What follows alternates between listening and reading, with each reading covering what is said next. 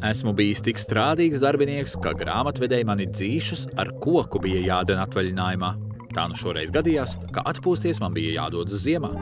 Ko nu pasākt, kur likties?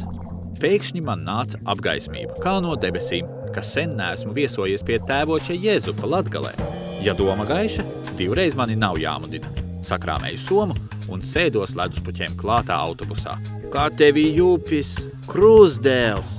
Iesaucās un no krēsla palicās Jezups. Pamanījis, ka sarkanu degunu durvis vervēs. Jezupam piederēja desu ražot, taču vārdu pa vārdam uzzināju, ka bizness nesokas. Desas luņķi tika žāvēti 1,5 dienas, jo vairāk veikali neņēma pretī. Nākamajā dienā aizsoļoju līdz tam veikalam un redzēju, ka konkurentu desa tur maksā par 5 lētāk.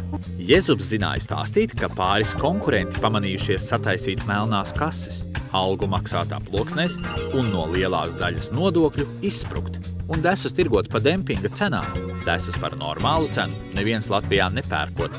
Man dzima spoža doma – eksports. Un patiesi, lai glābtu biznesu un saglabātu darba vietas, Jezups nolēma desas eksportēt, jo tās atbilda visiem Eiropas Savienības standartiem. Bet pelēkos ražotājus pēc anonīma zvana uz valsts ieņēmumu dienesta uzticības tālruni un audita aizklapēja ciet.